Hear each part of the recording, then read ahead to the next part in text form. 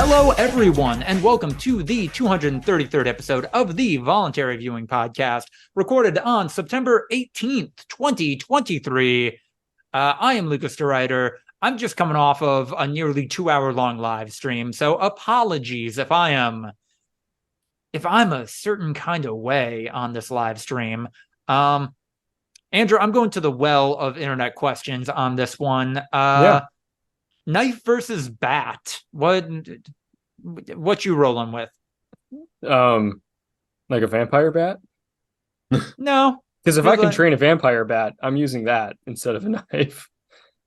Are you like colloquially a vampire bat, or does this bat have some kind of mysticism about it? No, just a local, wherever vampire bats are indigenous to, from there. All right. I mean, I'm going baseball bat. I feel like if you have like good knife skills or you're trained to use a knife, like, yeah, that's deadlier because you can kill someone instantly with it if you are using it correctly. But like for the average person, yeah, you take the one that is easy to swing and has longer reach. Like I'm not some sort of like ethereal assassin that can slide on my knees and slit your hamstrings open. If I'm going to take a baseball bat and I'm going to swing it around wildly like the woman from The Shining and hope that I connect before they get to me. That's how you self-defense. The only argument I've really seen in favor of knife in this discourse is that, oh yeah, it's got the one-hit KO potential. So does a bat, bud. Yeah, does a knife? I feel like people bleed out usually from knife wounds. They don't like. I mean, if you stab them, if you stab them right in the heart, then they are collapsing on the ground within half a second. I don't know that hit him in the temple with a bat, not even full force. Yeah, I mean, hey, this is not an argument for knives. I'm just trying to explain devil's advocate here. Yeah. No, the bat's working man weapon. Theoretically, you tape a knife to the end of a bat. Holy shit! You hammer some nails through the bat, and then you say, go, "Oh my god, what do we have here?" Hot diggity dog! This place is magnificent. Or hear me out. What if we, and I think we might be the first people to do this, invented a weapon that has the sharpness of a knife, but like the length of a bat? Like we just widened it out. We just stretched it vertically. Right. We'd be the first ones to think of that. Yeah. Definitely. You could even switch things up and have like a knife at the end of an even longer stick.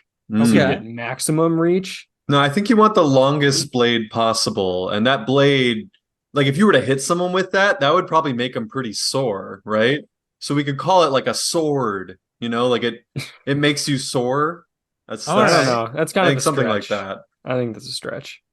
What weapon do you guys think you would be best suited for in whatever is combat? Simplest, like a shield and a hammer, like a mace. A shield, interesting. So yeah, I mean, like I don't think I know what to do with the shield. You hold it in between you and the person attacking you. I think they would be used against me. Yeah, like if they grabbed it or something. This is not like a 300 Spartan situation here. This is just I'm going to put this thing so that when they try to stab me, maybe it doesn't kill me. What if they don't stab? What if they're what if they have like a bat and they're like grabbing the shield and it's like actually like pulling you off your balance? I don't know, man. Shield seems complicated. What if they do that with whatever else you have? Like you got to have some sort of defense, and it's not like a big wide. If we don't know what we're doing, like, are you saying like what would we train with and get good at, or because then someone lays out a table, you're and they're captive, like, let's go. You got to fight to the death. Yeah. Well, what are you going for? Yeah, probably like a hammer and not like a what are they called? I think it's a war hammer where it is still like one-handed.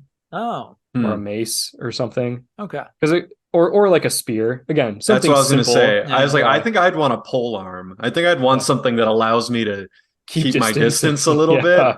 Like if they try to mad rush me, just point it and let them stab themselves. No, man, I'd have 2 knives and they'd be kept in the small of my back, and I'd spin them out like this. Yeah, be fucking lit. Lucas, what about you? I gotta go the wild card choice. I gotta lean into that. Nunchucks, not because I could use them effectively, just I don't know if other people would know how to deal with that. I would just assume you'd have no idea what you're doing and just bum rush you. Like I'd just be like, it seems like these would suck to get hit by, but like so would anything, so I'm just gonna go for it. Like I maintain that the nunchuck fight in John Wick is like the stupidest scene I've ever seen in any movie. He's killing guys with body armor with nunchucks. Andrew, if he's hitting them in the head, that's turning their brains to mush. It's got body armor. They have helmets on. Yeah, with helmets. Oh yeah, helmets count. Helmets stop concussions. Proven they don't by stop the NFL. concussions necessarily, but they definitely stop you from dying. Like you can like get into a motorcycle accident with a helmet and like probably be okay. Yeah, no, like you might be a little concussed at the end of this fight, but you're alive, you're breathing. That's what matters. And again, like you're talking about like concussions. You can cause a concussion with a human body. It's a thing we see every weekend because we're psychos. Like. Choose any other weapon, my God. All right. Okay, if I'm not doing I thought you were going to say samurai sword because I'm looking at what's behind you. No, if I'm not doing it for the memes, realistically, it's a sword. There's a reason why like every culture invented some version of a sword. For most of human history, that was the best way of killing each other we had. And maybe still true, minus guns. Yeah, there's one thing that might trump a sword a little bit. Oh yeah, was that an option? No, I said melee. I was like anything handheld. Hold on. Can we get a bayonet? But like, there's just no ammo in the rifle. Yeah, that's just totally count. A slightly worse spear. Yeah, it's like a pole arm basically. It's a shorter pole arm. I think for sure. I think that would absolutely count. It would be hilarious to see someone with just a gun and they're like, why is he not shooting it? And it's like, oh, can't give him bullets. That's not bullets fair. Bullets are banned.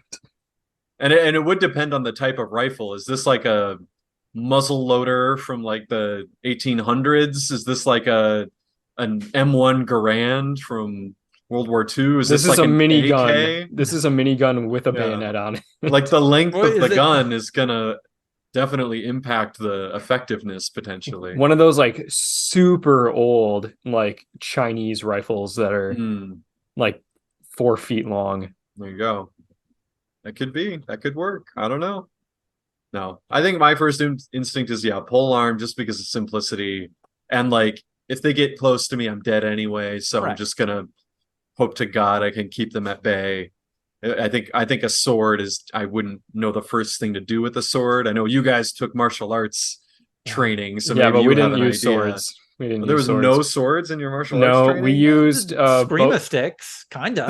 Those are this long. Those are the length of a claw hammer.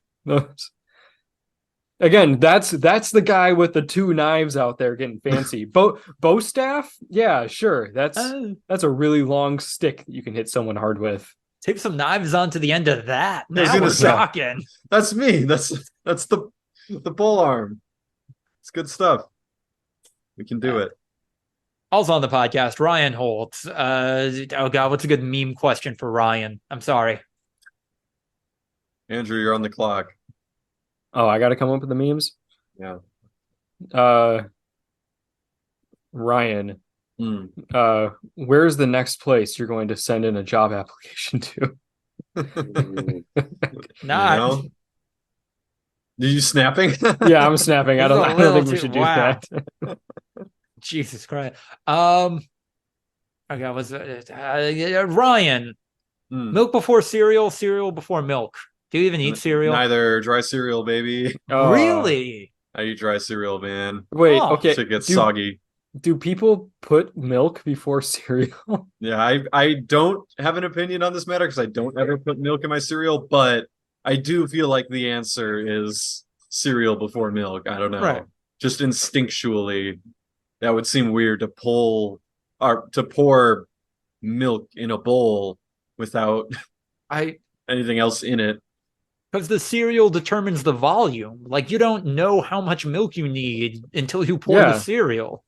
Yeah. I mean, the answer is you need no milk, because any milk at all is ruining the cereal. Just a little bit of milk. Just use, I guess, a small amount of milk. Make it not scratchy. I think it depends on the cereal. Like, yeah. What's a milk cereal for you? Raisin Bran.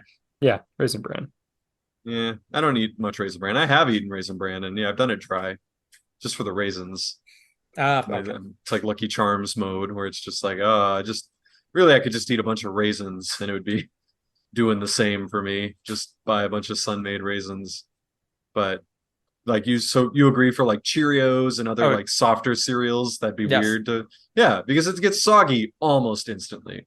People are like, you got to eat it quick. I'm like, within 5 seconds, it's already too wet for me. No, you're exaggerating. It's too fast. You're arguing in bad faith. I'm not. Been a minute, but I make the argument. Lucky Charms. Those not mushrooms, marshmallows, infinitely better dry. Lucky Charms might be designed to eat dry. I say maybe don't eat cereal meant for children. Wow, the judgment. That stuff sucks, dude. Lucky Charms, Fruit Loops, all that shit. Fruit Loops are pretty good. I'll go to bat for Fruit Loops. Lucky Charms, I agree. 100%. Not so much. Andrew, you're telling me you have fond memories of like the every once in a while when you're at a friend's house because their parents don't let you have it in your house, like a Reese's Puffs or a Cinnamon Toast Crunch. Okay, first off, Reese's Puffs might be the only exception. Like Reese's Puffs, that is good. Cinnamon Toast Crunch, I hate that stuff, dude. It's so bad. Okay. What about Frosted Flakes? That's for kids. Frosted Flakes are good. Okay. See, there are a couple exceptions to the rule. This is Andrew's version of not liking any biopics. It's like, no, you've just got some in your mind that you don't like, but there's good ones out there. I know there are. Frosted Flakes is literally just, all right, how do we get these dumbass kids to eat cornflakes? And then once they're old enough, like we explicitly label this children. So then they're peer pressured into eating like regular cornflakes, and that's where the money is. Okay. Cornflakes were an anti-masturbation originally. So I don't think I can eat them just out of I don't know. If you eat cornflakes and then crank it, you're subversive. Oh yeah, no, it's the biggest FU to that guy to eat cornflakes John and Harvey then jerk off. He was also a eugenicist, so I'll do an FU to that guy. Every rich white guy during that era was a eugenicist. Yeah, probably not wrong. I think we should return to the ways of our forefathers and just mix hot water into our cereal. I think that's the best way to do that. I can fuck with oatmeal, but it has to be cold out.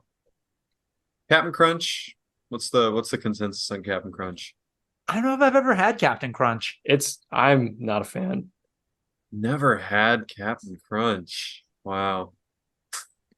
Cocoa Pebbles? I don't like it. No. Weird texture. Yeah. Cookie Crisps? Also a blank spot for me. I don't think my parents let me have stuff that was that like overtly just dessert in a bowl kind of thing. I definitely had that at a friend's place a couple of times. But I don't think my parents were ever like, get the cookie cereal. It was funny that like in the Community episode where they're making fun of Pierce with his cosplay, like dressing up as a wizard, because they're saying it makes him look like the Cookie Crisp wizard. And then Donald Glover has a rant where he's just like, and that's not even a reference I get, because when I was a kid growing up, the Cookie Crisp mascot wasn't a wizard, it was a burglar. And I was sitting there like, when I was a kid growing up, it wasn't a wizard, it wasn't a burglar, it was a wolf. Like, there's a generational because it was like cool, and it would like howl at the moon, and there's a generational divide for Cookie Crisp. They have firmly delineated Gen X, millennial, and Zoomers. Like they have split us apart for sure. Have you guys ever had Trix cereal? Yeah, No, those aren't good either. No. I like the yogurt, but I never had the cereal. Trix yogurt? Yeah. Is that a thing? Yeah. Yeah, they have yogurt. I think they're the Go-Gurt people too. Yeah, it was like They've 2 gotta be the colors. Go-Gurt There would be people. like a green side and a red side, and yeah, okay. People don't like Fruit Loops. Do you not like Fruit Loops at all, Lucas? Fruit Loops are fine dry. I actually make the argument like the best dry cereal. I agree.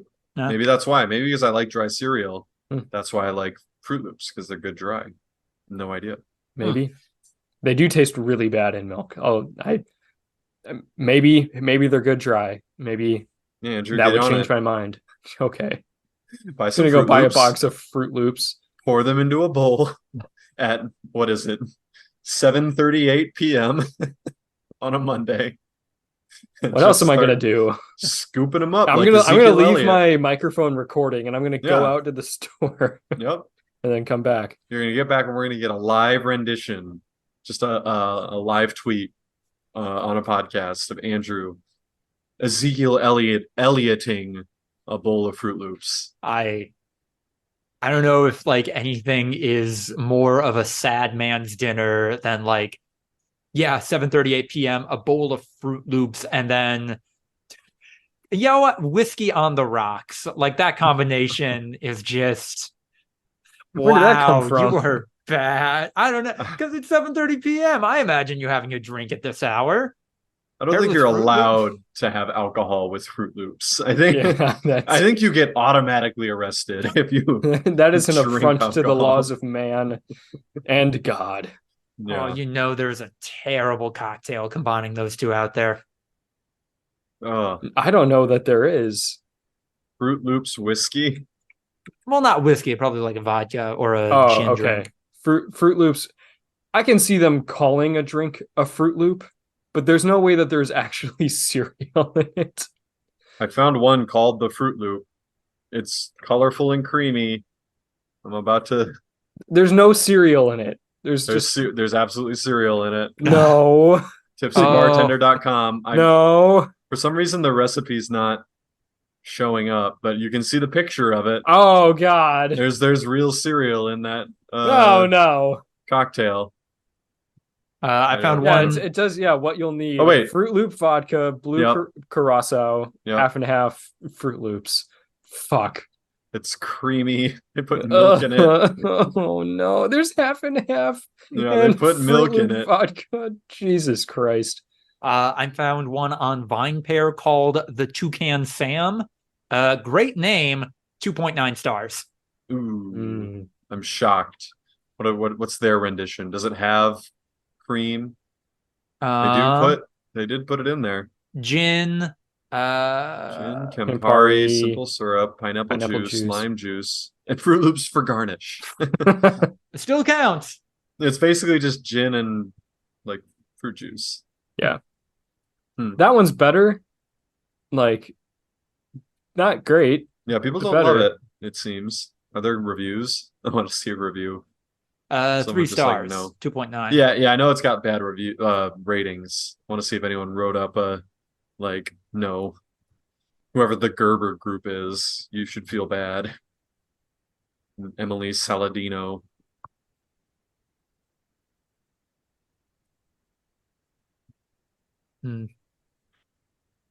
I mean, someone who probably had too many of those recently is Representative Lauren Boebert, an extremely right-wing Boebert. I like Lowen better. Yeah, Lauren. Let's be Lowen. I mean, come on. I should be respectful and get her name correct.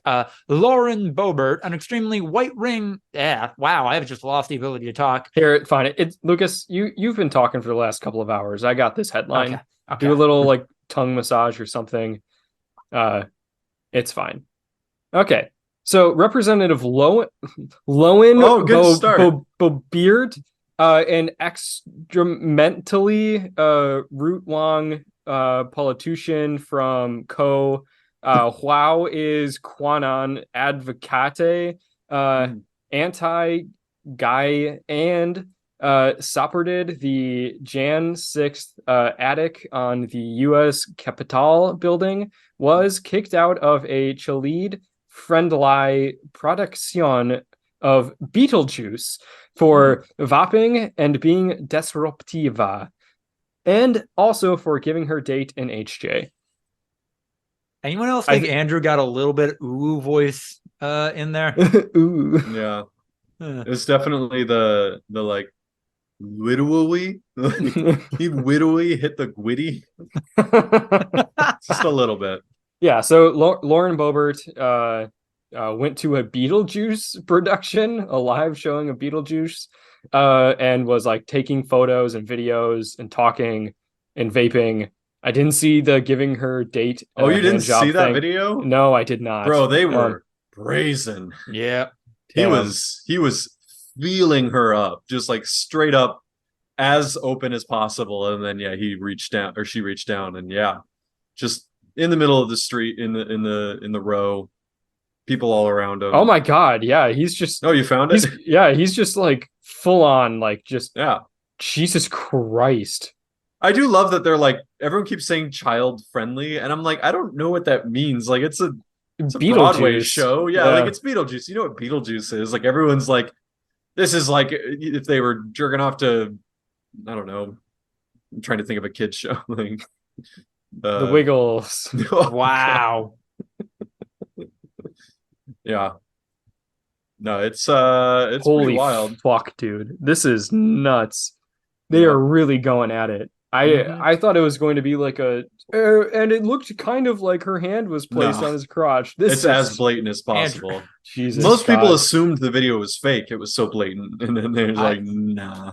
I did notice that in fucking reporting, and that's why I linked to TMZ in the app. Like WAPO, other outlets, really focused on her vaping and being disruptive as why she and her date were kicked out of the theater, and not like them doing sex acts in public. Yeah, not them literally like potentially facing criminal charges for lewd and lascivious behavior. This is how you get on a sex offender list. Yeah, definitely. This is what got Pee Wee Herman canceled, and he was in a porn theater. Yeah, the only place where it's acceptable to jerk off in public. Again, still no, but also like more understandable than a performance with a bunch of mixed company. It's like the oh god, Jury Duty, where like the friend comes in as a character witness and like, you were arrested for masturbating in a theater, right? It's like, yeah, that did happen. It's like, what was the movie? What was it, like Transformers 2? Yeah. That was pretty gold. Or no, it was Pacific Rim 2.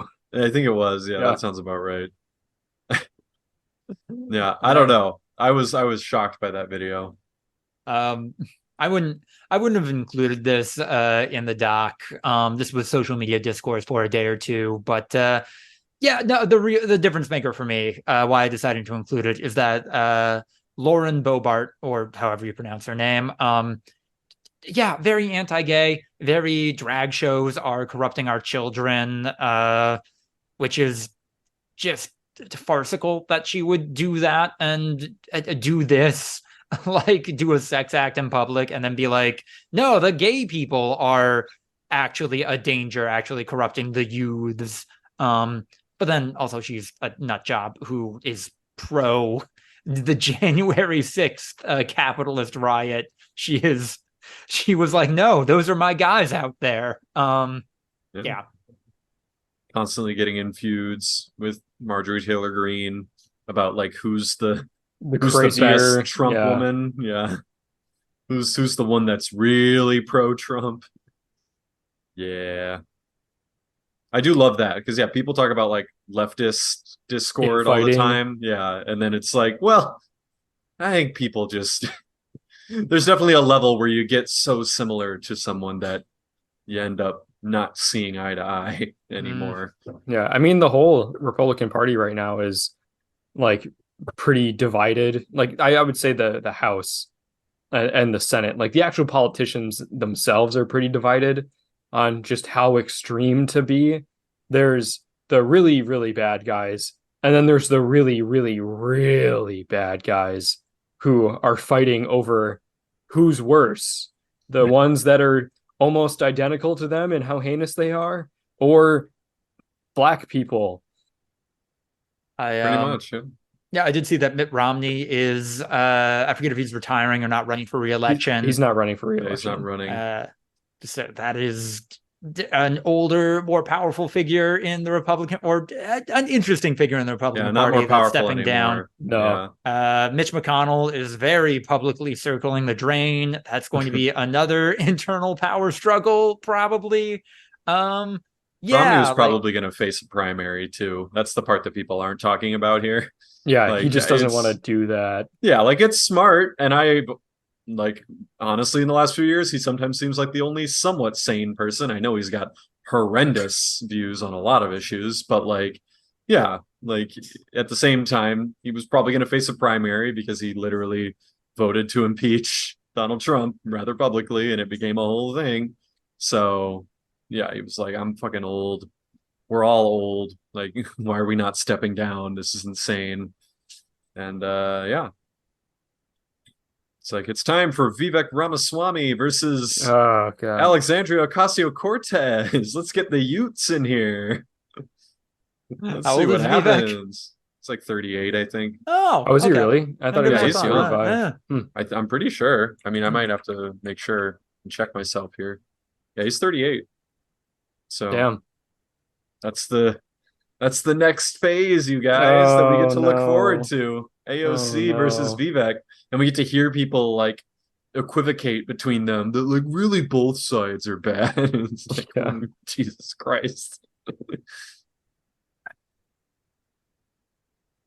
Yeah, I mean, Vivek said that he wants to like take away voting rights from like half the population, and wants to like actively make the planet even worse. But AOC said sometimes taxes aren't that bad. AOC was a bartender. So pretty like both you sides tell are me who's bad. worse. Yeah, no, like I agree with you, but like let's not pretend that one side isn't equally bad.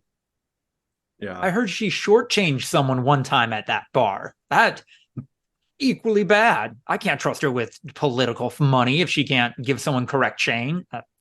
We had that in Burbank this week because our mayor was seen at a drag show. So then that blew up. And then like he's a very progressive leftist, actually, like as progressive a leftist mayor you'll ever get in Southern California.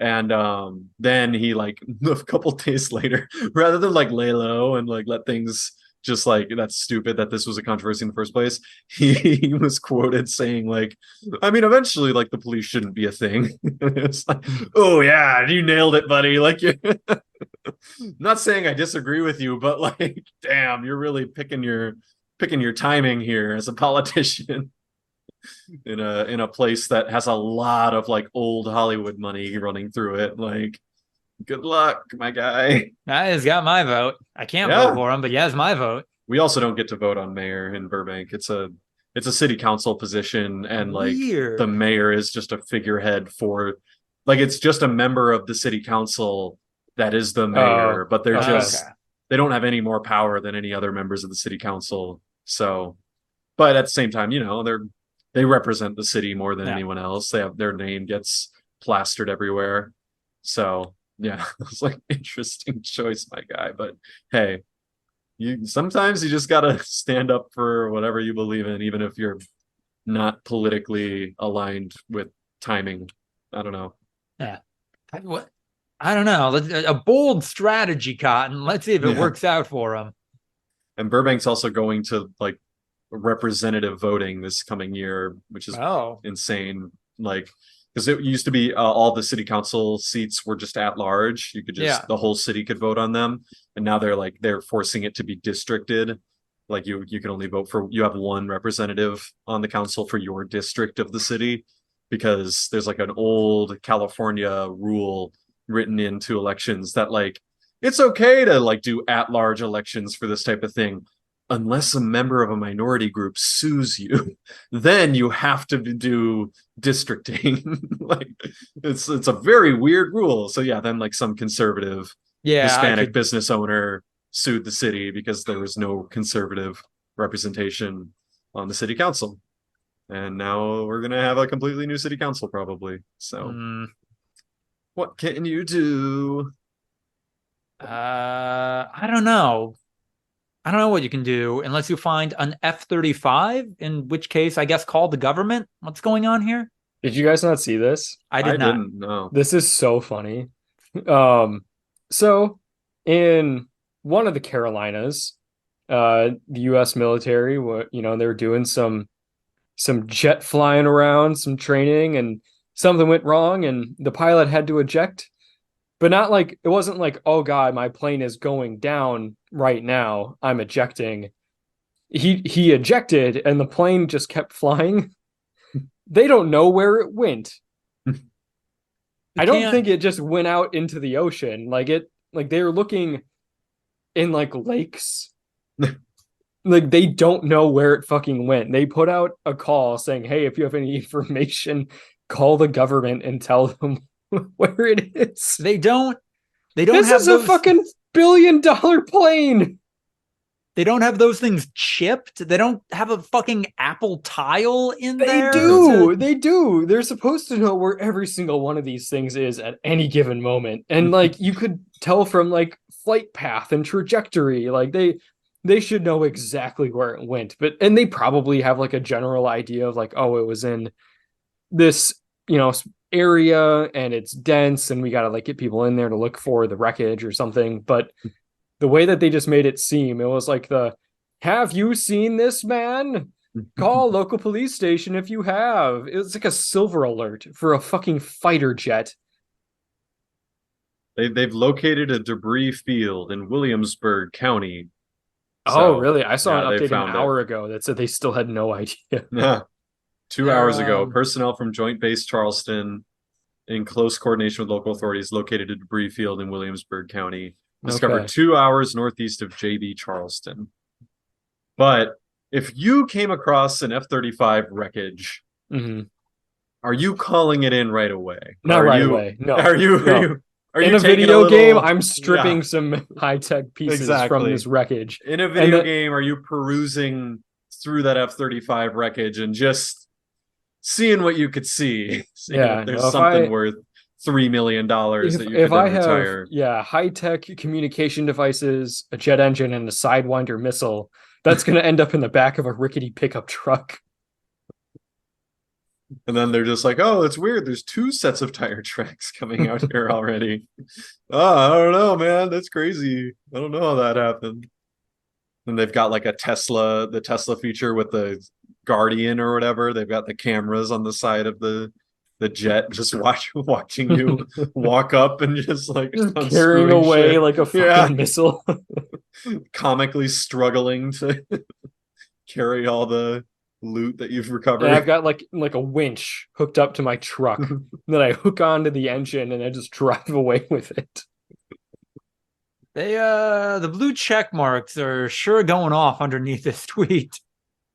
Are they? Immediately top, most like post underneath that, tying this to the Ukraine. Oh yeah, they always do. Yeah.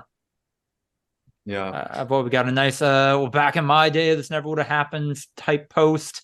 An attempt at a meme from the drunk Republican. How much would you get for turning it in? Do you think Probably there's nothing. Any reward? No, nothing. They didn't mention one. Damn.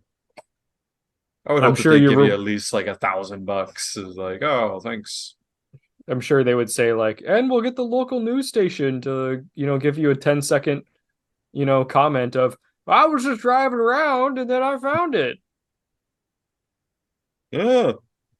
Sure hope no one was in there. Aliens.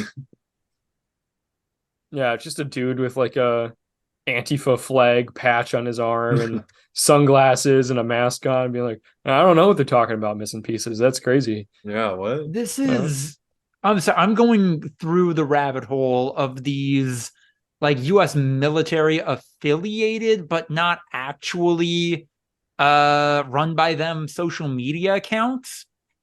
Super fucking weird. So Andrew, the tweet you linked, Joint Base Charleston, I think that's just a Marines fan account. No, this is the official account of that the base. Military base, I think. Yeah. Their tagline is, "We like planes, subs, and lightning within 5. Not afraid to hear your hot takes on military news. Join the conversation." Yeah, dude, because they want engagement. They're fucking. The military is so hard up for trying to get the military the did youths. Yeah. The most recent military recruitment ad that I've seen is literal. Like, I mean, I know they're supposed to be like 17 and 18 years old because that's how old you are when you join the military. But like, they're getting on a school bus. It's like the parents are sending them away for the first day of school, and they get on the school bus, and the school bus takes them to a military base where they get off and like are given combat boots. But then the base that they are adding and is, I guess, actually running the search for this F-35, MCAS Beaufort, who in their banner, they have the quote, "The noise you hear is the sound of freedom." And then in their bio, follows, likes, retweets, and links do not constitute as endorsement. Yeah. Because why are you running a U.S. military affiliated social media account and liking shit? Because they're trying to get engagement. Yeah, they're trying to get engagement. They're finding cool military, blowing up shit that they're putting out on there. They want that on their feed. And the reason that they say like, oh, this doesn't count as endorsement is because then if the next tweet from that person is the N-word, which it probably is, they don't want to like claim culpability. There's nothing that they can do like to not be memesters. Like, and the only way that they can legitify it to their superiors is to be like, we've got to get engagement. Like, this is the only way to do it. Like, the only reason they even have social media accounts is looking for that engagement. So they are going to do whatever it takes. Like, I literally, Joint Base Charleston, their second most recent piece of media is just the Scar gif from The Lion King, his song, where he's singing "Be Prepared," talking about the hurricane that's coming to South Carolina. And it's just Scar going like, "Be prepared." It's a military base. Why not? I don't know, man. I'm fucking old, and like, if they're memeing for the sake of recruitment, of getting the kids in here, these memes are what's more than stale. Yeah, dude, this is the military. Yeah, this is not the most creatively fertile set of minds in America. These people operate within a really strict framework. Right. The recruitment of the military is trying to find people that are able to fall in line and be molded into killing machines. Like, it's not, you're not going to get many free thinkers. You're not going to get many Shane Lindens just like making dank memes in their basement. Like, no, this is people that want to follow orders. This is people that aren't going to be saying much. The people that they get that are, technologically capable of running a social media account or doing techie kind of stuff aren't doing it because they hired them to do that job. They found the only person that was, close enough to capable. And usually it's because they weren't good enough at anything else. Like the guy that leaked all the fucking Pentagon documents on the War Thunder forum. Like, that was a scrawny, nerdy guy that just probably couldn't do anything else. So he did computer stuff and got mad when he got shit talked in a forum. And I mean, like, a lot of this too is just like an extension of the PR arm of the military, which does have like a pretty extensive apparatus. And so, it's going to sound really old. There's going to be a lot of like official press releases and stuff mixed with like, random memes that are pretty bad. So, no, I don't know. I'm not going to follow them. I don't recommend you do either. Don't follow the U.S. military, listeners. Yeah. Andrew, did you see all the stuff that blew up on, there's that one, like, apparently Russian guy on Twitter that was like, look at the North Korean military. Like, what is the them NATO forces going to do against this or something? And it's just a bunch of like shitty, like, military exercises that these North Korean soldiers are doing with like sticks and stuff. Like they're like hitting people with sticks. And every single reply is just mercilessly clowning on them. Just like, I don't know, these guys hitting each other with sticks when, you know, a 19-year-old zonked out on Mountain Dew presses the button on their drone controller to eliminate their existence in the blink of an eye. Like, yeah. God, you know the military's looked into that. You know they've looked into, hey, if we map these drone controls to an Xbox controller, does average efficiency just go up? I feel like maybe.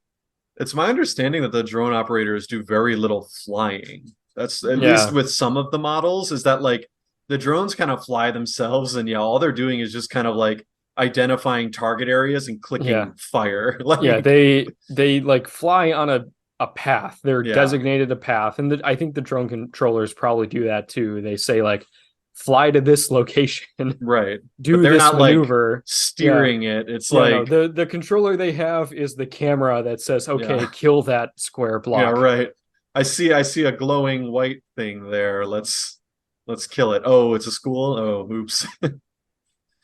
Oopsie daisy. It's fine. It was through a camera screen. It doesn't count. This murder. Well, we need ChatGPT and the Pentagon to make these decisions for us. Yeah. Just Skynet what? Speaking of technology and people fucking shit up with it, expedited version, Unity, the popular and widely used game engine, they kind of stepped in it, wanting to update their terms of service to be wildly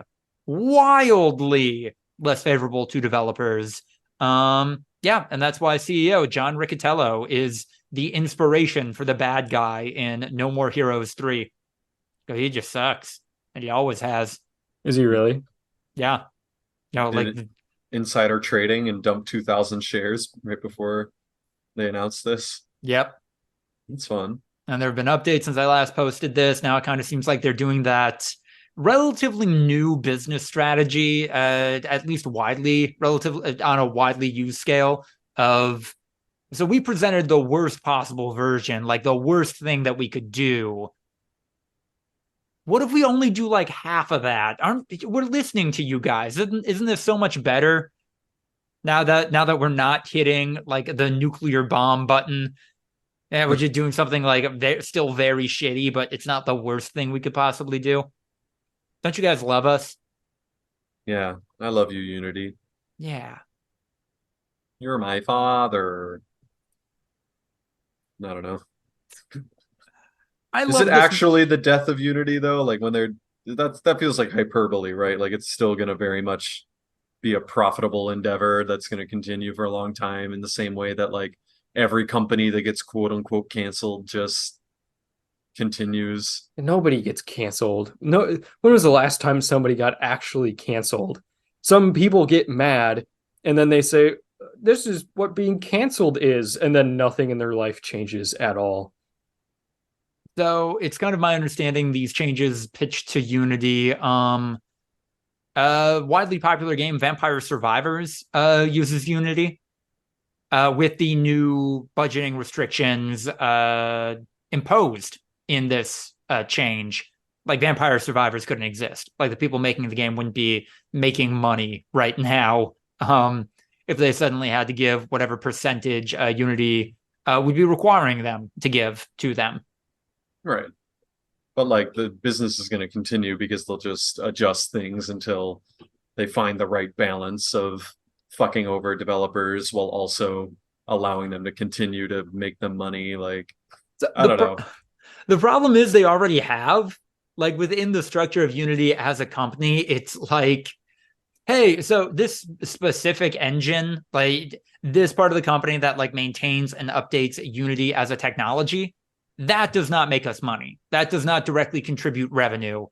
All of the things around that, the advertising that is allowed around that, the contracting, the already pretty controversial work, and tying it back to the US military, that the Unity engine has been used for in creating military training exercises and drone piloting programs. That's what makes them money. Like the engine itself, that doesn't do that. And it's widely believed that this change was made not to keep Unity profitable, but to like maximize revenue in every part of this company, which is just not tenable with the structure of the company as it exists currently. We're gonna see. It'd be funny if they just kill themselves, like, because that's basically what people are saying is they are committing suicide, and it's like I don't have enough vitriol towards our system to be like, yeah, that company's just committing suicide. Like, I feel like there's a game, there's a play here that they're going for.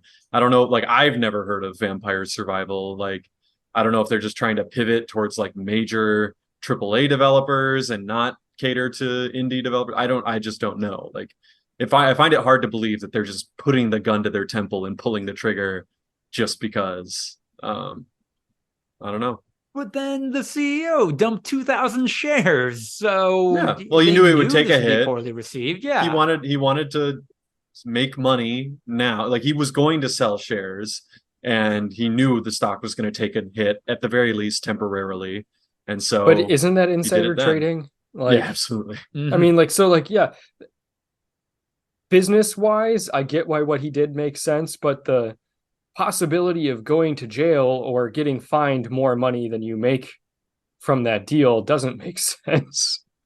I mean, 2,000 shares is it's trading at $33 a share. So that's what? That's 60 grand. Like, it's not nothing, but it's definitely not like he made millions and then rode away on his white horse, you know. Like, I think his lawyer, if he's got a good enough lawyer, is just going to argue that it was a regular stock sale that he makes every year and there was no foul play. Like, you do have to prove beyond a somewhat reasonable doubt that it was actual insider trading. And if his lawyer has records that like he offloads similar amounts of stock every year and around that time, then yeah. And I believe John Riccatello's lawyer did get him off of sexual harassment charges. So he's got a great lawyer. Yeah. He's good enough, at least. Yeah. We're also set to get a couple of Nintendo games via Direct on the 14th. Highlights include Mario versus Donkey Kong. Donkey Kong is back to being a bad guy. That feels important. What? Donkey Kong, why? What? Donkey Kong's good. He's good, monkey. Maybe he's been slacking. Maybe he's like in a bad headspace, falling back on old habits.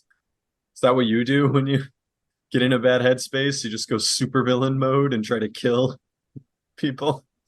I mean, I do revert to like old comforts sometimes, and like maybe Donkey Kong was that guy at one point. You know, he's not comfortable if he's not throwing barrels trying to mercilessly murder a little plumber guy. That's his comfort zone. That's healing to Donkey Kong. That's his inner child. Yeah, this is very important to Donkey Kong's mental health. How dare we? Honestly, try to take this away from him. Seriously, like, are we an ally or not, you guys? Like, mental health awareness. Come on. Princess Peach Showtime is out in March. She's saving a theater from the Wicked Grape and transforming into the leads from different plays showing in the theater. I'm going to play this. I'm kind of excited about this. I like that Mario games are returning to being stage plays. That's a fun nod for me personally. Has Princess Peach ever had a game where she's the standalone main character before? I've never heard of them. DS or Game Boy Advance game in the aughts. It was pretty good, but also problematic since a mechanic in the game is literally how do we keep Princess Peach from crying? Known crier, Princess Peach. You go back to the OG game, she's always crying. Women and emotions, am I right? Yeah, this woman that's constantly being kidnapped and held against her will. Oh man, why she got to make a big deal out of everything? Yeah, by a giant mutant monkey or a giant mutant snapping turtle. She never like a person. No. Never just a regular person. Not even this time. Now it's a weird puppet. I don't know what Wicked Grape is. She's weird. I'm excited to find out. First 3 Tomb Raider games getting a remaster coming to Switch. That's weird considering the IP's recent sale to Embracer and that company's financial woes.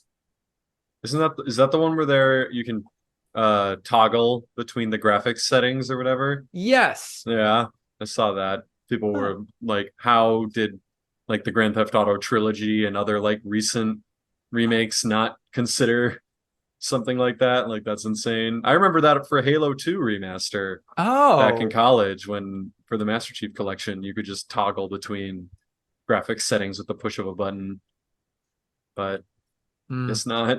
I mean, Rockstar doesn't give a shit about their history. They give a shit about making all the money. There you go. From Atlas, tactics game Unicorn Overlord. Looks interesting. I hope company restructuring means that it doesn't have questionable politics. But also they're packing a lot of titty into some of those sprites. So who knows? Unicorn Overlord. You heard it here first. There's a new F-Zero game, F-Zero 99. I think F-Zero fans are mad, but I personally think that's the best way to bring that franchise back. F-Zero 99? Yeah. F-Zero 99. It's like 0, but also 99. Yeah. There's none and also 99 of them. Which is the highest number. I like to think this is F-Zero through 99. Oh. They made 99 sequels in one game. Well, technically it would be 100 because 0 is a number in this. But 0 was the original. Right. Right. Yeah, I'm saying that this is F and then 100 Fs. So what's the first one? If the first one's F-Zero. F. Is that a game? that 0 doesn't count? No, F-Zero is actually a prequel. There was F-Zero, which takes place before F. And then the other 99 Fs. There you go. Or 98 Fs. Yeah. It's like how earthquakes, like they become a foreshock or an aftershock based on when the biggest earthquake is, not anything else scientific. Like, just like they adjust whether you were the real earthquake, the foreshock, or the aftershock, just based on when the biggest one happened. That made me go like, I kind of thought there was like a scientific thing going on here. Like you'd read about like the big San Francisco earthquake that like burned down the entire city. And it's like there was 3 foreshocks in the days leading up to the main earthquake. And then there was dozens of aftershocks in the days after. And it's just like, so it's literally just, they thought those were the earthquakes in those first 3 days. And then realized, no, they were foreshocks because a bigger one came along. And we're just arbitrarily assigning it that's the real one. I mean, I have a geologist I can hit up for this info. Are foreshocks and aftershocks, like, are they different than just actual earthquakes? So they're just smaller earthquakes that happen around they're just smaller earthquakes that they're just deciding. Yeah, you could have a foreshock. Foreshocks. You could have a foreshock or an aftershock that is like much bigger than just an earthquake that's on its own. Yeah, but if after it or before it there was an even bigger one, they're demoted to foreshock or aftershock. I don't know. Oh, they also have a name for the earthquake, and it's a main shock. Fuck you. Horny on main shock. There's also going to be a remake of Paper Mario: The Thousand Year Door, which is it's my understanding that is the best Paper Mario RPG game. So yeah, congrats to those folks. There was also a Sony State of Play that day that was also much worse. Final Fantasy VII Rebirth is out in February. Cloud's on a Segway. Foam Stars has an open beta. That's everything I thought worth noting. Wow. I got nothing from me. I did see, I mean, I didn't watch it. There was like a couple days later, I saw like a link to an article that was like, everything announced at Sony State of Play. And it was like 3 things. Yeah. They're working on a new Death Stranding. Maybe they announced that one a little early because we have not gotten a follow-up. And they announced Death Stranding like 4 years before it came out. That's true. That's how video games work now. We got a steady clip of like trailers for that, though. I feel like we rarely went more than 8 months without getting some kind of taste, some kind of hit. They have like no IP still. Like, how long has the PS5 been around? Like, is this 3 years now or 4 years? Is it coming will on be third year. Yeah. It is so long that there are already rumors circulating about like a PlayStation 5 Pro, Right, which the mid. Yeah. We do not fucking need that. And there's just still no real like major games. Yeah. Console lifespan defining games that have come out. I mean, like, and Xbox is like just hitting that shit now because of all the acquisitions they made. Like, that's bearing fruit just in the last, I would say less than a year. But they got games. Like, there are sequels to established IP that Sony has put out on the PlayStation 5 that have all been good, but they're not like era defining, like you said. They are just good sequels to games that already existed. The only thing interesting I will say about Foam Stars is that, well, there's very obviously a Splatoon ripoff. It's kind of leaning into the capitalism dystopia of Splatoon in a similar way, except saying this shit rocks, actually. This game just takes place in not Las Vegas. And I think every character you can play as is some kind of influencer. And they're doing this as a part of like a social media hustle. That's the only reason they're competing. And it's so flagrant that it almost becomes endearing to me. Wait, so did Splatoon have a story? I didn't know that. Yeah, no, Splatoon is happening in the aftermath of a climate apocalypse, largely driven by capitalism. What? Yeah. Never heard this in my entire life. That is what's going on there. I thought the story of Splatoon was like, what if there were like squid guys kids and they just like sprayed things at each other? Yeah, those are the inheritors of the Earth after humanity has destroyed it irreparably. Are you like, is this a prank though? Like, are you being for real? Is there a campaign or is this all like lore? No, there's a campaign. Is this a Splatoon campaign? Yeah. What? Series centers around terrestrial cephalopods in which inklings and octolings can transform between humanoid and cephalopod forms at will. Turf war battles. Where's the okay, gameplay? I don't care. Development, I don't care. Reception, I don't care. They don't have a plot on the Wikipedia. Is this Andrew? Did you know this? I mean, I've never played Splatoon either version. I know you're familiar. Like, I know that there were squid kids that sprayed shit at each other. Yeah. I knew as much as you did. That's it. Here's an article from 2021. Splatoon is set after a climate apocalypse. The single-player Octo Valley mode tells the main story of the game. Many years after the Great Turf War, with the hope of invading the Inklings' world, the Octarians built an underground facility known as Octo Valley. After the disappearance of the Zapfish from the Inklings' world, the protagonist wearing the hero suit must infiltrate the base and rescue all the Zapfish. Is it though? Like, that sounds like you added the climate apocalypse and others. Lucas I don't think you came up with the theory. Like, I mean, that's the title of this article.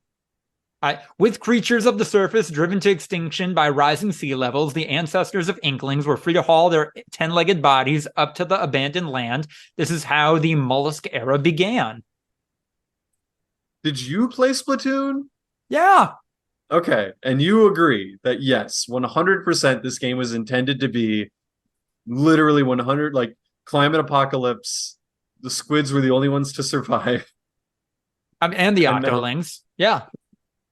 Can't forget about the Octolings. No, there's some powerful the race relation metaphors going on in Splatoon 2, I believe. First race war. Yeah, I almost want to play it now, just to like guarantee that I'm not just being gaslit right now. Like, what? Literally, what? They're doing a Fallout thing where not quite a Fallout thing, but like hype beast culture is the thing they like inherited. They picked up artifacts of, and that's what just like they evolved around instead of white people shit from the 1950s. I mean, like, Fallout isn't like a little cute nod towards something. Like, it's so that's overt. the whole game, is the fact that nuclear bombs went off and drove people underground. Like, I'm reading it. It's all based on like loading screens where they made little subtle nods to like, haha, maybe this is in the future. And I don't even know about climate apocalypse. It just seems like an apocalypse happened in general. I don't know where the climate necessarily came into play. I think I saw a picture of like the Eiffel Tower was upside down. Yeah. It's like, I don't climate change, man. It's fucking rough. The Eiffel, our oceans are rising, our animals are dying, our Eiffel Towers are getting turned upside down. The tagline for this would be like climate always changes. That'd be a really good old title. It hurt my throat. Yeah, and then the only other piece of nerd media that I have to report on, apparently Elon Musk made Amber Heard cosplay Mercy from Overwatch while they were dating. They were dating? Yep. When? I don't know, after Johnny Depp. Moving on. I heard he's got another fucking kid with Grimes. He's got 3 kids with Grimes. I thought they broke up after the first one. Didn't the one have like a even worse name somehow? I think they did sneak a hyphen into one of their kids' names. Yeah. There was a hyphen in the first one, and they legally had to change it because the government said, like, that's not a character that's allowed. But anyway, now that Musk has ruined being horny for Overwatch characters, I think that game is like officially finally dead.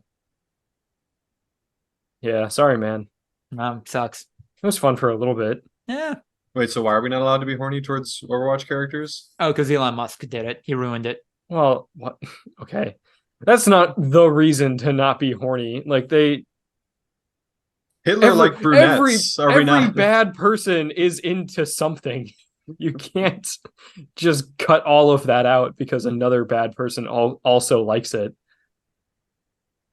I don't know, man. It just kind of feels like making a 69 joke now. Like Elon Musk did it too much, and it's just like, this is tainted. This isn't pure. No, it was anymore. always dumb to be horny towards Overwatch characters. Yeah. Elon Musk's most recent kid is named Technomechanicus. No. So there you go. Jesus Christ. His nickname is Tau. What? Like give the kids a Greek chance. letter? Probably, yeah. Max is right there.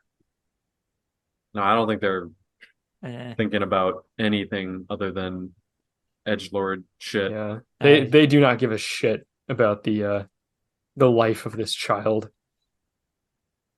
I wonder they're if going to get a lot of money and probably grow up hating their parents. It's fine. I wonder if some weird backwards way, like Elon is actually encouraging his kids to be some kind of queer, to be trans, and then that way, like, that nothing to do with them. You know? Like, he's being so terrible that he's forcing, like, that's their only option to be rid of them, to be rid of Elon. He's the only one actually grooming kids to be non-binary. By being so terrible and also being like, well, yeah, if you're trans, I have nothing to do with you. That's the only out of this situation. I thought that you were just saying that he was like taking them to drag shows and like being like, that's really cool. Like, I'd be really proud of you if you were like those people. And then, oh, wow, that's fucked up. Like, I don't know anything to do with you. The exact opposite. The opposite.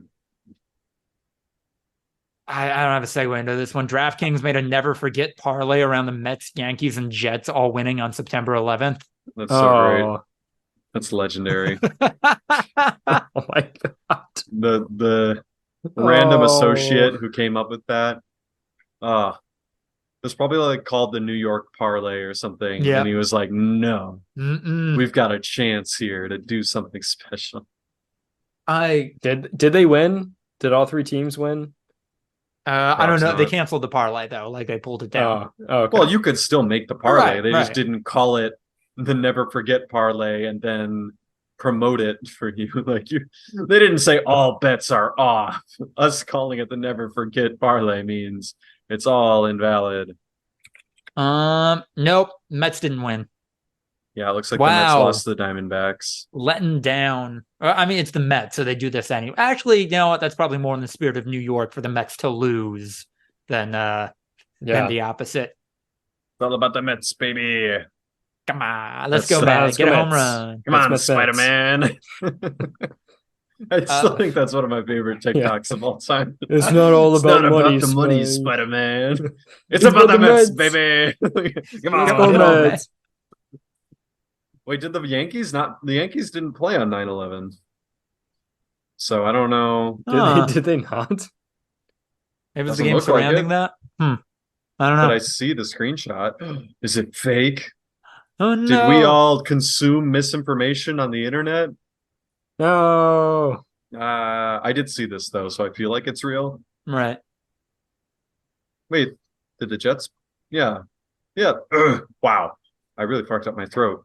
That's not good. This has happened once before. I don't know what's wrong with me. Do you have a torn ACL like Aaron Rodgers? He doesn't. Aaron Rodgers tore his Achilles. Torn Achilles. Fuck. This was the early reporting I was going off of. He's built different. They're not the same. His ACL is strong. He might come back though. Did you hear him say that he would come back for the Super Bowl? They're saying mid-January now. That's his potential timetable to return. Mm-hmm. I mean, unless we invented like leg transplants, I don't. Okay. Basically, that's what it is. Yeah, they're like, this is a new experimental surgery with potential timetable to recover by mid-January.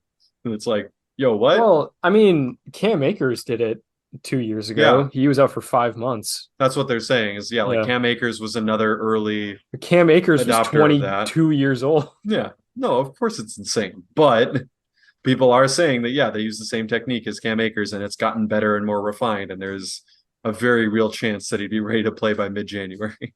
It's still crazy to me that, there's obviously, more cutting edge stuff when it comes to high profile people and sports where this stuff happens all the time. They've got basically unlimited, medical funds and the best doctors. Unlimited supplies of human growth hormone. Yeah. Yeah. All, crazy shit that makes your body heal crazy fast. And, they get the opportunity to basically rehab all day long, every day as their job.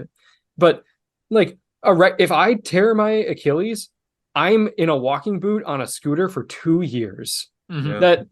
That's the timetable for a regular person. Yeah, I was gonna say for a fucking normie. Years. You think a billionaire is doing that? No, a billionaire is getting the same shit. Yeah, it's just a matter of access. There was a guy that when I joined the company that I work with, the day that I started, he was in a boot on a scooter. First time I met him, and I was like, "Oh man, what happened?" And he's like, "Oh, a couple months back, I tore my Achilles playing soccer." When he quit, 18 months after that, he wheeled himself into the elevator on that same scooter. The man still couldn't walk. Yeah, man. And that's what people are afraid of with our healthcare system moving forward is there is going to be great access to a lot of things that are going to really improve life for a lot of people, but not for most. That's for sure. So, yeah. When the Live Forever stuff comes out, it'll be relegated to the rich for multiple reasons. Right. But the most obvious one being that they're going to be the only ones that can afford to live forever because it will just come down to money. And none of us here are going to be able to pay the Live Forever money. I don't know, man. You get more years to make money. It's an indentured servitude kind of thing. They give you the make forever drugs as long as you are working for them and making them money. Yeah, or paying them. You guys are getting paid off in installments. You have unlimited time to pay money. It's gonna be a regular thing. They're not gonna just boop you and say, "Okay, you're good forever." They're gonna say you got to come in once a year for this treatment. Yeah, exactly. You guys are getting weirdly close to the plot of Armored Core 6. But we can't leap into that because we got to talk about other people fighting, doing what they can to improve their quality of life. United Auto Workers are striking demands include things like the restoration of pensions lost during the 2008 auto crisis. They're also trying to get a 4-day work week, which, hey, if auto workers have that, I feel like everyone gets that. They should. Yeah. A heavily unionized, specialized labor force gets something. That does mean that all of us peons with no unification whatsoever get it. It's problematic thinking, but I think auto worker is like the pictured blue-collar job when you say blue-collar job. Yeah. If a blue-collar job gets 4-day work weeks, everyone should get 4-day work weeks. Everyone should, but that's not because auto workers have it, just because that would be better for everyone's work-life balance. But no, they have a powerful union with like actual skills that are needed and cannot be replaced very easily. Like they can make these demands because of labor organization, and we cannot, and we will not. Even if by a miracle they get something like that, us normies who work at a desk are absolutely not getting that. And while I don't have a ton of updates on this one, because this is relatively new, ripples are already being felt by this strike, just by the nature of what auto production is in the US, where a lot of these factories are very specialized and creating specific components to be used and added further to assembly at other plants. Plants besides the ones that are striking are having to shut down because of this, because they don't have the parts to make the cars because of the strike. I mean, the economy of the state of Michigan in particular is going to fucking tank. Why they should get what they're striking for? Yeah. We're all in agreement on that one. Fucking Barack Obama scored more political points off that shit. I'm sick of fucking Obama, you guys. Shit sucks. He's objectively better than most of what we deal with, but goddamn, everyone loves him way too much, and it's painful. Like, that makes it so much worse. It's like everyone's kind of in on the game that Biden sucks, so it's like, cool, you don't have to hate him as much, but everyone fucking loves Barack Obama, and this is the dude that shut that shit down in 2008, and now he's being like, I stand in solidarity with the United Auto Workers after he's left office and gets to just be the cool guy that everyone loves, when like he's the one that caused it. He is the reason they are on strike right now. Like, it's so fucking frustrating, man. Like, to watch people just fawn over him when he gets to do this shit. Like, he clicked the win button by being charismatic and not as bad as the guy who came after him. Like, yeah, so frustrating. Can't stand it. Me, a white nationalist, clasping arms, hating Barack Obama with just a righteous indignation. I had a moment where I was with my in-laws this weekend, and what else are we going to do other than go to the local tractor pull? Hell yeah. And all of the trucks had like "fuck Biden" stickers, and my in-laws were like pointing and laughing and taking pictures and stuff, and I was like, haha, I agree, but for opposite reasons. Right. You and I would see eye to eye in a lot of things, but none of the logic backing up those things. Wait, were they actually "fuck Biden," or were they the "let's go Brandon" stickers? No, they were "fuck Biden." Oh, so they're finally saying it. They've dropped the pretense. Okay. Yeah, fantastic. All right. Yeah, respect that more than being coy with it. You hate Barack Obama because he wore a tan suit. I hate Barack Obama because he destroyed the working class in the United States. Yeah, we are not the same. I did have one for the clasped hands with the white nationalist. Hey, oh my God, you hate Barack Obama because he's the most successful neoliberal too, right? And I was like, yeah. I mean, I hate him because he's a liberal. Other stuff too, but yeah, that's a part of it. Right. Barack Obama's the perfect representation of the left in the United States shifting disgustingly to the center, to the point where no one who makes below $100,000 a year can even survive. Right? That's why. Totally, man. No, you hate him because he's a Muslim. Oh, okay, cool. Great. Don't make me defend Barack Obama. Yeah. You son of a bitch. Because I will, but I won't like it. Yeah. Yeah, do you know how sick I have to feel when I like have to fucking defend Biden? Like the Yeah. shit that he does, and it's like, oh my God, this is the worst thing that could ever happen to me. Yeah. Is like just put down my actual moral standing to defend someone that I don't like because you're going at them in such the wrong way. I was listening. There was a guest on a podcast I like recently who made the argument like, I mean, regardless of what you feel about Biden, I think you have to argue that he's a very successful president. And I'm just like, that's worse, right? Like, I don't know if I agree with you, but if you think this is what success looks like, you are admitting that this is a fundamentally fucked system and that it I would needs upheaval. love to get the same, like people did that shit for Trump all the time when they like looked at his campaign promises, because that I feel like is really the only objective way to look at how successful a president is how much they delivered on the things they promised when they ran on, regardless of how horrific those things are. Like when Donald Trump says he's going to build the wall, if he doesn't build the wall, that makes him a bad president because he promised he would. Like, even though it's an objectively terrible thing to do. Like, so yeah, the fact that he didn't deliver on that makes him a bad president.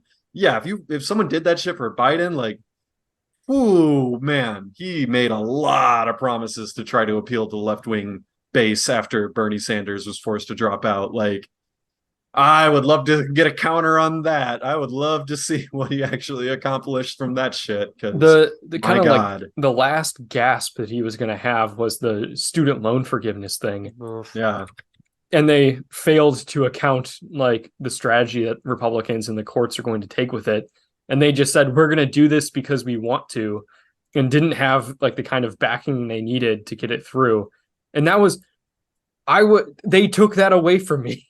that was the one thing where I was going like, you know what? I don't like Biden, but this is a really good thing that he's doing. And like, it's going to help a lot of people, and I'm going to give him big props for that. And then it fucking failed. and like, yeah, I'm just as mad as the Republicans and the courts were doing this shit. They're the ones that took it away from me, but Biden is the one that half-assed his way through like, oh, this will fucking work. And then set it up to be taken away. I can be mad at both. No, but Andrew, he tried. That's more than a Republican would do for you. We got to get him in for 4 more years. He tried. Yeah. Come on. Yeah. Let him get McDonald's on the way. I tried to rob a bank, but all I did was crash my car and through the door. Do I still get the money? PolitiFact actually has a Biden promise tracker, the 99 most important campaign promises of Joe Biden. They're saying he has kept 27 of those. He has broken. I don't know. You wanted me to list them? No, why not? It's like, you got 99 of them. Let's go. We got 99 promises, but I don't know. I don't even know how to cognitively functional president isn't one. Forgive student loan debt from public colleges and universities. They are listing that as stalled, which I feel like should probably. I'm imagining a lot of these are going to go. A lot of these stalled ones are going to actually go unbroken, but yeah, it's like you can't promise something you can't deliver on. That's part of how a promise works. Right. Like, so they're saying he's kept 27 out of 99. He has compromised on 5. He has broken 1. He has stalled out on 31, and he has 34 more in the works, quote unquote. Okay, that means that he has 64 that are broken. Yeah, apparently the only one that he's broken was the literal, like the no new fracking on federal lands, which yeah, he's fracking more than Trump did. That was the first thing he fucking did. Increase refugee admissions. They're saying that one's kept. Expand broadband or wireless broadband via 5G. That's stalled. Yeah, not even close. Expand Justice Department power to address police misconduct. Saying that one's kept. I think that's going to be more left up to debate. Yeah, a lot of police stuff. HBCUs make them more affordable. Stalled. Eliminate mandatory minimums for criminals. They list that as stalled. Bro, that is broken. I'm sorry. Yeah. There's no fucking shot you are eliminating mandatory minimums in the next year. Like, that one is broken as shit. Improve Obamacare. They're saying kept. Gonna just question that one. End wars in Afghanistan and the Middle East. Out of Afghanistan, but like let's look at Yemen and other countries. They're listing that one as stalled. Create 1 million auto industry jobs. Stalled.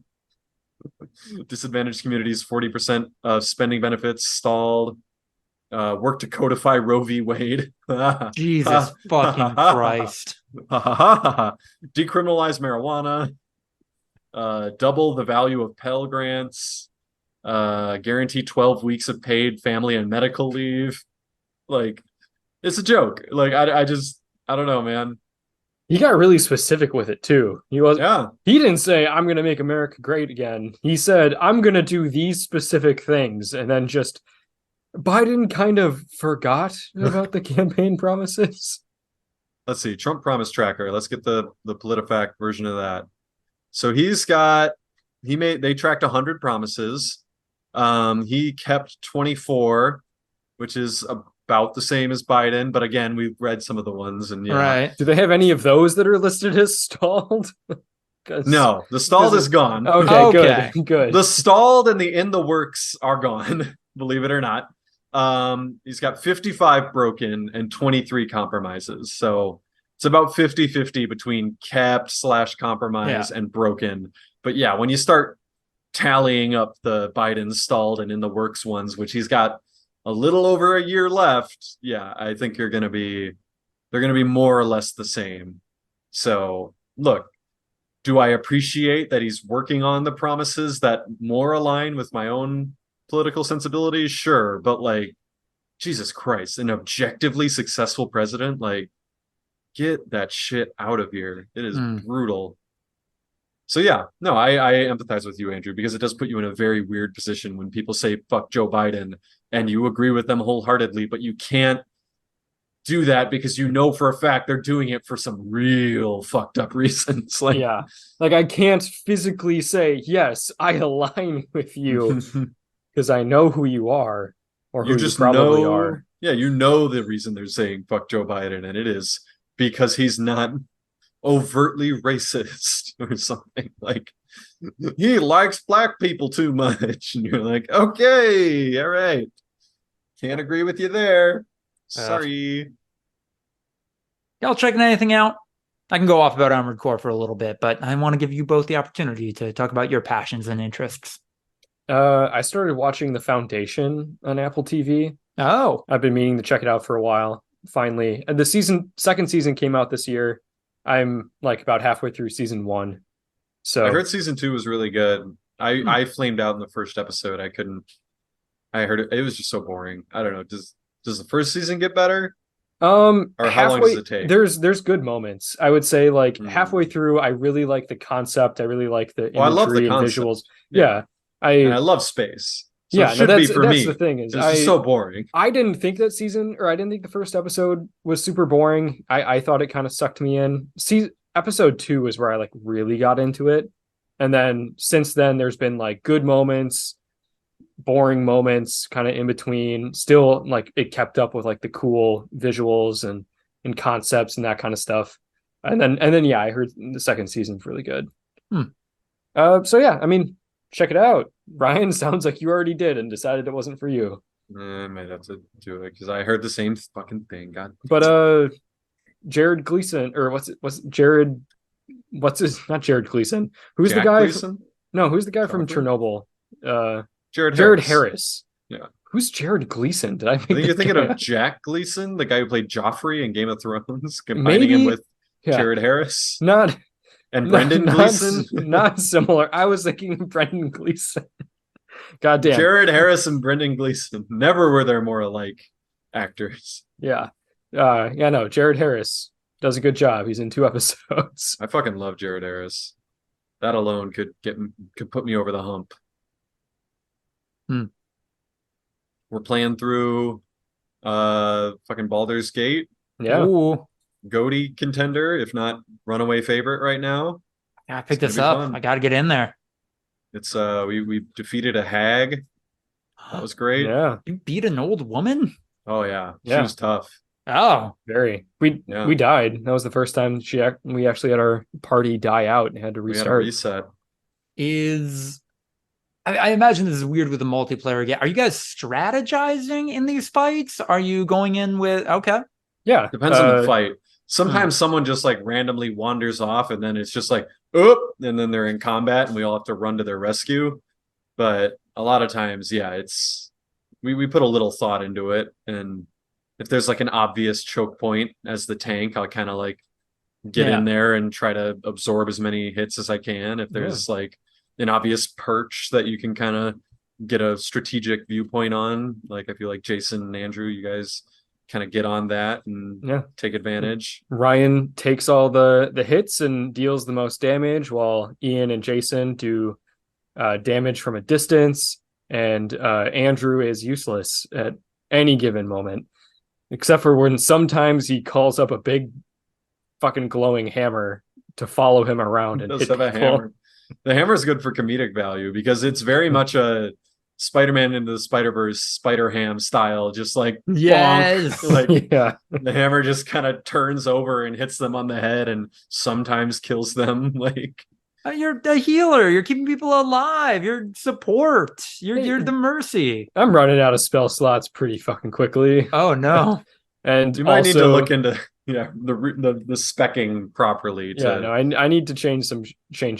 To not toe the line and be like a healer / damage and just pick an angle. My heals are my spells are not that great. My spell slots are few and far between, and I got very, very little health. Oh, and I think your armor class is pretty weak too, so you pretty much constantly get hit. That's part of the problem, is that I can't ever find any good equipment because I have the lowest what's it called? Armor class? Initiative. So I'm always last, which means I'm usually the farthest away from the fight wherever it ends. So then by the time the fight's over, everyone else just scrounges up all the good equipment and I run over there and there's nothing. I still have the armor that they spawn you with. Like I think that's why you don't get the good equipment. I need better shit. I need to stay alive. We share the equipment. Like we definitely don't hold things back from you. Like you can't wear heavy armor. Like you can't, like some of the shit that some of us are using is literally not applicable to you. And I think the armor they start you with is 14 on the armor class. And if you look at light armor, it's like 11. Is it 11? Jesus, yeah, you really are fucked. And you have low dexterity. Yeah, I have as a cleric, low dex, which is your armor bonus for your armor class. So is it really? Yeah. Oh, I thought strength was your armor bonus. No, the bonus from your armor class is from dexterity, because the idea is like they're missing. Like I put most of my points into strength and wisdom. Which are not serving me well. I don't think strength is good for a cleric. When I was looking up the cleric, they said the cleric is like healing and like melee damage. Like this is a really good brawler class. And then interesting. I probably should have done more digging.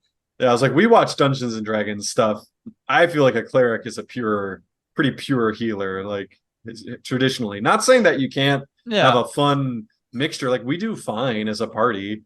But yeah, if you don't want to down constantly, might be kind of tricky otherwise. But yeah, we have fun. Evil Driqua had the kill of the... Oh yeah, my character's name is Evil Driqua, which is a tiefling translation of Ivan Drago from Rocky IV. So he's just a Russian man who smashes things.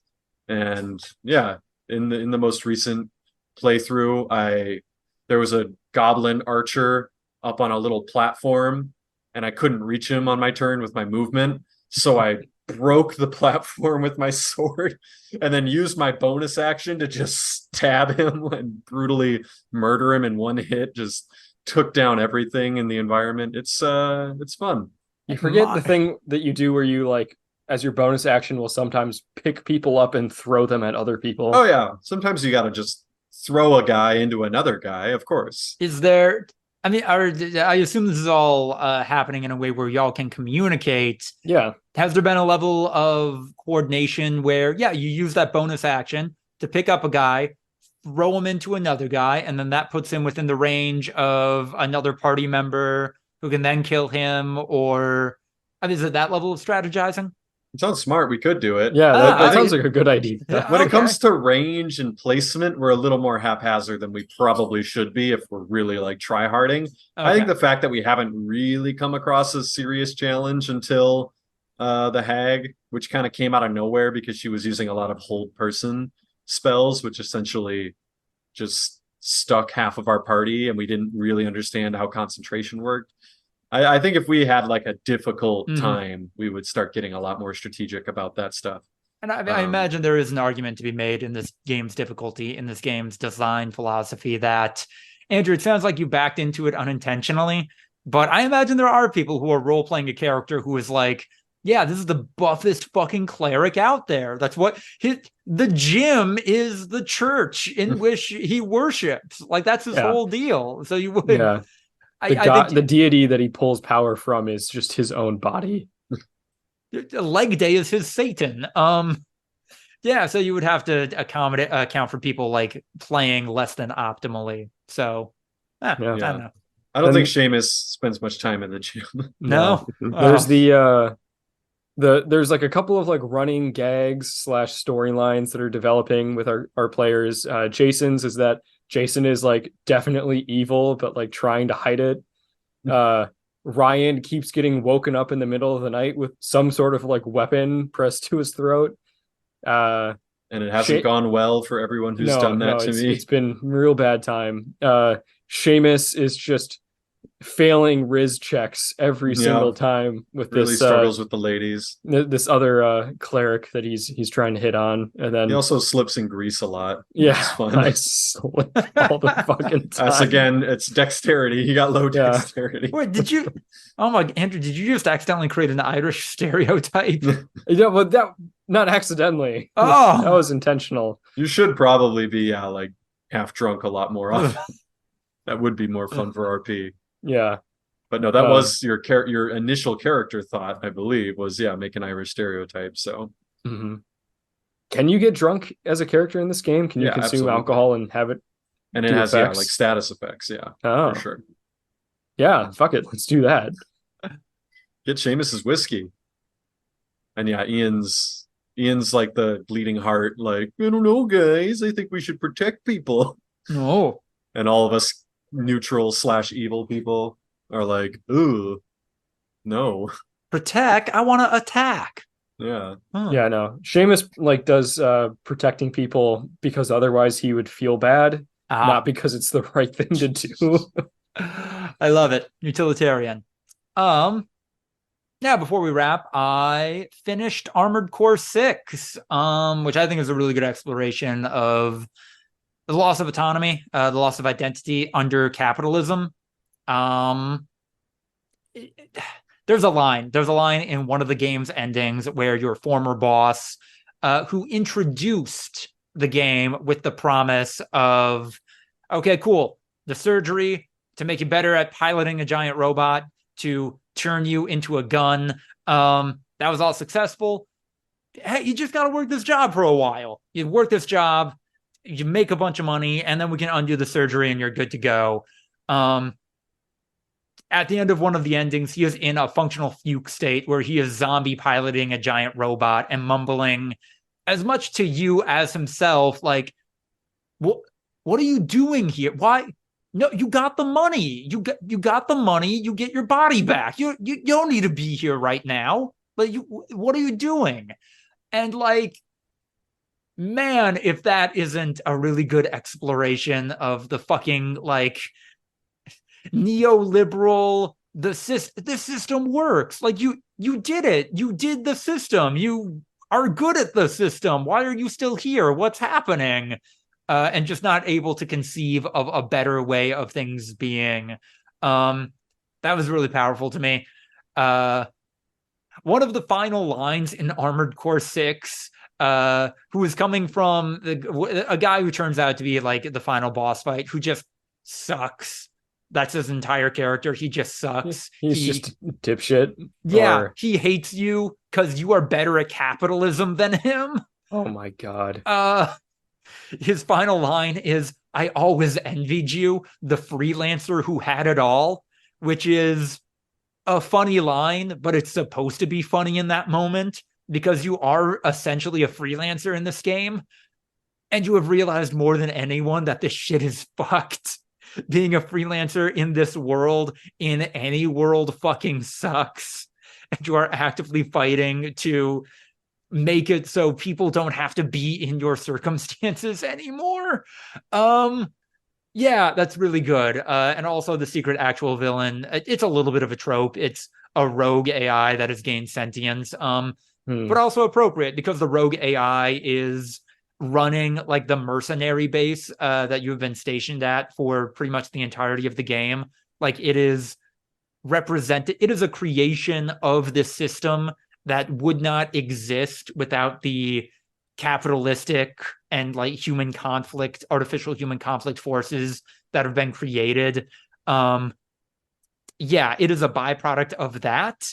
And it is the secret villain of the game because it is realizing that it can fulfill its purpose more by like, if I dial up late stage capitalism even further, then like that is going to like actually be what's best for humanity. The AI is still convinced that it is doing what is good for humanity, and that is more capitalism. Yeah. Right now, speaking on September 18th, 2023, this is my game of the year, personally. I technically better than Tears of the Kingdom. On a technical level, it should probably go to Tears of the Kingdom. Like, I recognize that is more of an achievement in the medium than Armored Core 6. But also, Tears of the Kingdom is functionally defending the monarchy's divine right to rule. And I object to that on a personal level. Armored Core 6 is more my kind of shit. I feel like I get like one Lucas game, one fuck you, this is rad as hell game every year, and it's Armored Core 6 this year. Okay, man. Hey, I'm not saying that like Armored Core isn't a good game. Like I haven't played it. All I know of it is from you talking about it every week, and then the 5-minute donkey video that I watched. Seems like it's a fun time. I don't know if it really, like moves the medium forward or like does anything like super rad and like smooth enough to be like, yeah, this is game of the year.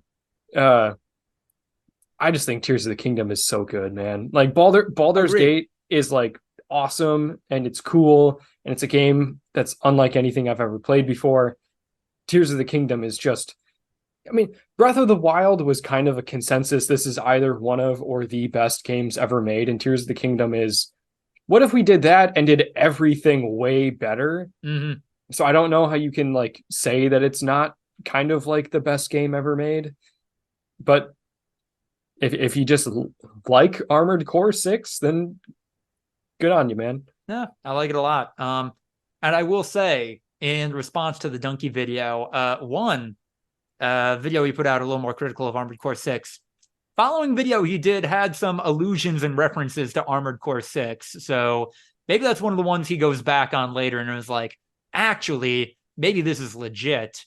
And two, yeah, I watched that video too, Donkey's Armored Core 6 video. I just think he doesn't have the spirit of a mech pilot, and I do, and that makes me better than him, and make Armored Core 6 hit better for me. He doesn't have the magic oil. Space magic oil that's also alive. Yeah. Packers lost to the Falcons. Frustrating. I enjoyed the game. That was an interesting game. Wish it had a better conclusion, but yeah, that sucked. And that'll do it for episode 233 of the Voluntary Viewing podcast, which will either be titled "They're Just Earthquakes" or "Eat Cornflakes, jerk off." That can be read as an insult or as a verb. And that makes me want to go with the latter on that one. If you like what you heard, like, comment, subscribe, etc. Instagram, YouTube, TikTok, we're up there. At V2_podcast on Twitter.